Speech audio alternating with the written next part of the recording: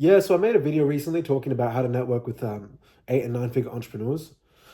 Um, you gotta have a list, and I've talked about this in the video, but you want to have a list where you just every day or every couple of days you're adding different people to that folder, different people that you know. And then when it's Christmas, you text them. When it's New Year's, you text them. When it's Easter, you text them. Happy New Year, Happy Easter, yada yada yada. Keeping in touch with them. You never know. A year down the line, that could be a client. A year, 2 years down the line, that could be a business partner. 3 years down the line, it could be an angel investor that wants to wire you $2 million. I got angel investors in my Skool group, right? That I've met from conferences, right? And they like me. Like I probably could ask them for money, but I'm at a stage where I'm just scaling my agency, um, So maybe for other ventures that would be suitable, but So being intentional with who you've met and just maintaining contact with them. Sometimes it's the smallest things that people don't do that will do it for you. Many, many. I stopped playing basketball last year. That was so emotionally difficult for me. That was so emotionally difficult for me. And it's a very boy/man thing to be so emotionally attached to a sport in a sense. But, I started playing basketball at 12 years old. It was the bridge for a lot of confidence building, a lot of identity forming. But it was a prerequisite, for us to, I wouldn't have been able to even get to like 20K a month if I didn't stop playing basketball, you know? Um, but yeah, that's one of the biggest sacrifices that I've had to make in the last 1 to 2 years. It's other things, broken up with girlfriends, don't hang out with too many people. But I'm 25 in like 4 months. I feel like I've kind of grown into myself. I'm okay with my quirks. I'm okay with my boundaries. I'm okay with being disliked. I feel like my authenticity is well received by those that like that and are like that. But yeah, ton of sacrifices. I think I need to make more sacrifices. I think for me to get to my first million, in the next however couple months or 12 months or less, I think it will take another level of sacrifice that I'm willing to pay. And I'm excited to explore those sacrifices and the ups and downs that are delivered within that packaging. Normalcy. You decide what's normal.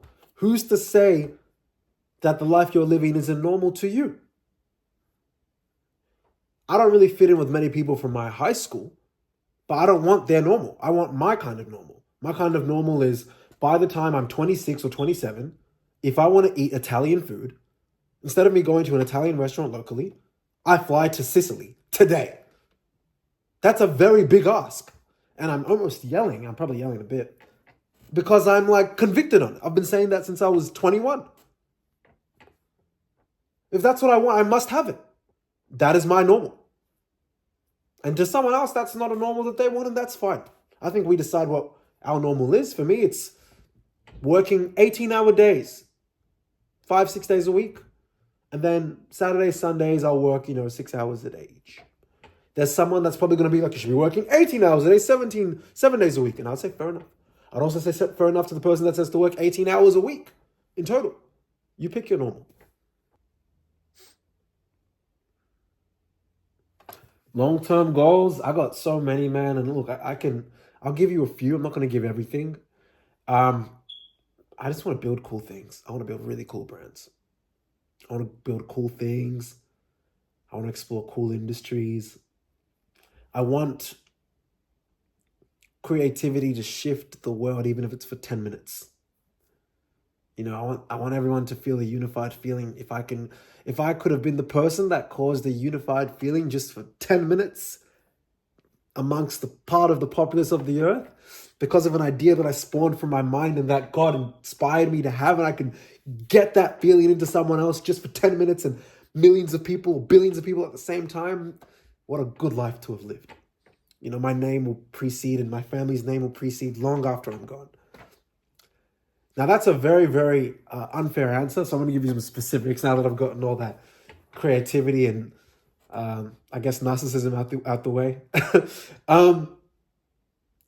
I want to get into private equity in my 30s. I want to buy businesses, acquire them. I want to create probably movies one day and sitcoms. and animations that bridge generations. I want to create so much cool stuff, man. But this decade's all about marketing agency. I want to master the marketing agency and consulting business model. But starting to move more towards consulting with mega community consulting and that kind of stuff. So I want to master marketing, sales, operations, and consulting. So showing small business owners that are either at $0 or already making, multiple 5 figures or 6 figures a month, how they can increase their revenue by 100%, 50%, 1,000% using the things that I've learned. So yeah, that's a bit more of a potent answer for you. Less gregarious, Yeah, be audacious. One thing I will give myself, because I am hard on myself, as many of you guys watching are, but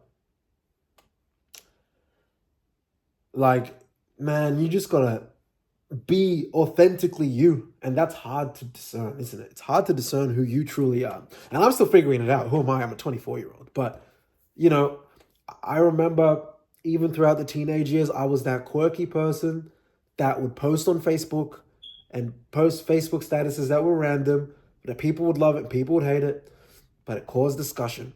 And I've always had, I think, a drawing to bring people together.